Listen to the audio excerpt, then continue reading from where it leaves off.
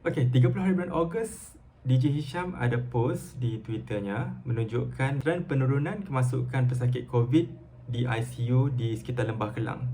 Hari ini kita nak tengok graf ni dan kita cuba fahami dengan lebih lanjut dan mendalam.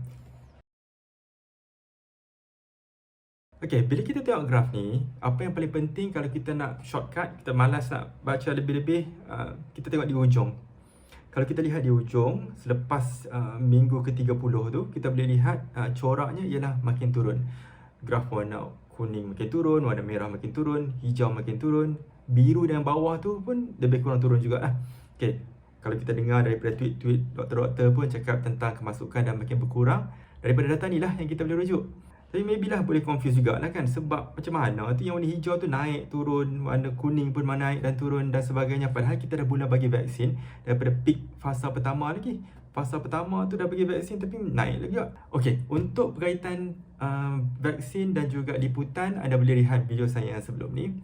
Tapi hari ni saya nak tengok satu persatu supaya kita dapat fahami dengan lebih mudah.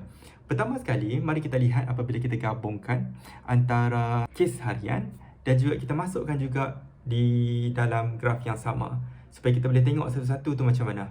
Yang ni saya tekap dan juga saya letakkan warna hijau muda untuk kes baru. Kes baru setiap hari, anda boleh lihatlah pattern daripada bawah dan naik ke atas lah, ya. Kemudian kita cuba bandingkan mengikut kategori umur. Kita ada 5 kategori umur yang ada di situ, kurang daripada 20 tahun, 20 tahun hingga 39, 40 hingga 59, 60 hingga 79 dan juga lebih 80 tahun. Okey, apa yang kita nak buat? Mula-mula kita buat dulu untuk kurang daripada 20 tahun. First kali kita lihat, ini adalah Epic Week ataupun Epidemiology Week. Untuk bahasa mudahnya, kalau kita nak faham, minggu demi minggu lah sepanjang tahun ini, iaitu bermula daripada minggu pertama tahun 2021 sampai minggu ke-34 tahun 2021. Sekarang kita lihat yang warna biru dulu. Untuk yang warna biru, kita boleh lihat daripada awal sampai ke hujung, dia rendah lah ya. Tengok dia hampir-hampir kosong. Kalau kita lihat data-data dia pun, dia adalah nombor-nombor dia, iaitu 0, 0, 1, 0, 3.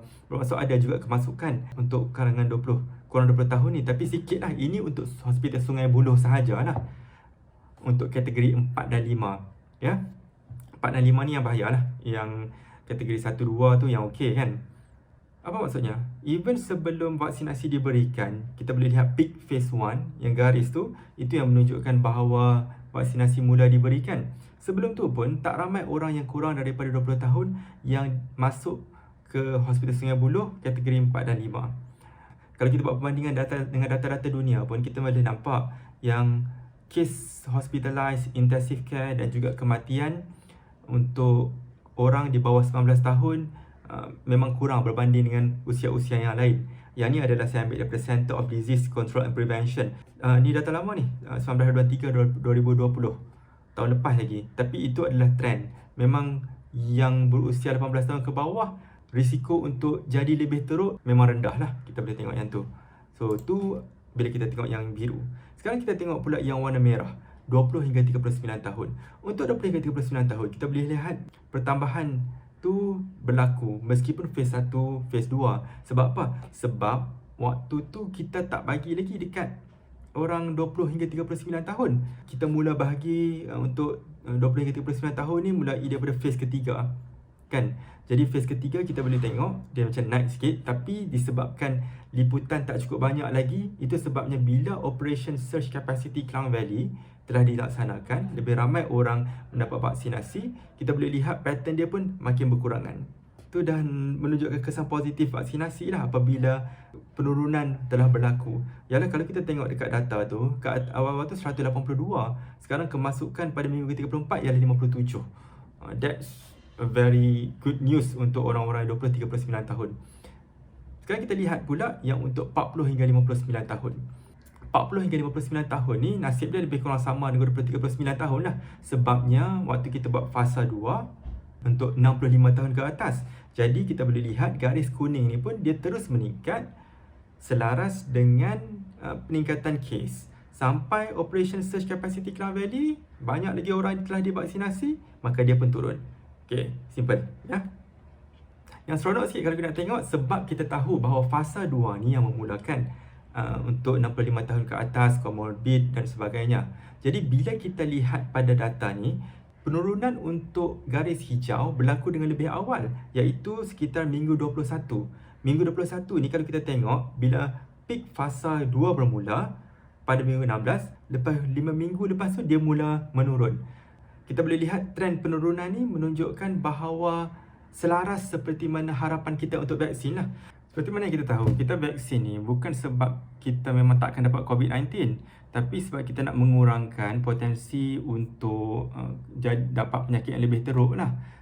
Masuk kategori 3, ke 4, ke 5. Jadi bila 65 tahun fasa 2 dah dimulakan, kalau vaksin ni berkesan, bermaksud golongan-golongan yang telah divaksin ni, dia akan risiko untuk masuk hospitalized kategori 4 dan 5 ni lebih rendah. Kalau katakan vaksin ni tak berkesan, trend dia akan lebih kurang sama aja naik. Dalam kes ni, kita boleh lihat dia tak jadi macam garis kuning. Sebab garis kuning dia meningkat sebabnya orang 40-59 tahun tak divaksin secara meluas lagi pada ketika tu. Tapi orang-orang 65 tahun ke atas dah divaksin secara meluas. Oleh kerana itulah kita boleh tengok disebabkan pattern dia ni, dia turun, dia tak lawan macam tu. Jadi itulah sebabnya orang claim yang vaksin ni membantu dalam mengurangkan kesan. Basically, satu benda yang kita nak cakap jugalah kan, kita ni kalau kita buat benda-benda bidang related to science, matematik, kita tengok data lah. Data doesn't lie lah, dia tak tipu lah. Kalau betul dia tak berkesan, dia akan tunjukkan sebaliknya. Kalau data tu sikit sangat, contohnya macam kita ambil dalam 10 orang, benda macam tu payahlah sikit kita nak claim. Yang ni sebab kita ada sampel yang besar. Macam hospital Sungai Buloh ni, dia merangkumi kawasan yang luas. Jadi kita dapatlah lihat pattern yang lebih baik. Tapi satu benda jugalah kan, kalau kita lihat produk-produk kecantikan, dia claim kata boleh bagi cerah dan sebagainya. Orang tak tanya pun berapa sampel manusia yang terlibat dan sebagainya, orang boleh percaya je. Tapi yang peliknya bila kita lihat kepada data yang lebih tara, yang lebih banyak ni, ada juga orang-orang yang mempersoalkan keyakinan tu. Kita pun sebenarnya bagi orang-orang yang tak perlu yakin, tak mau tengok data dekat Malaysia, data kat luar negara banyak juga dah tunjukkan penurunan ni. So, terpulang lah. Yang tu bagi saya penting sebab kita dapat lihat perbezaan pattern antara orang yang telah divaksin dan yang belum divaksin. Jadi kita lihat pula yang bawah tu penting juga untuk lebih 80 tahun. Untuk 80 tahun kita boleh lihat sama aja macam orang kurang 20 tahun.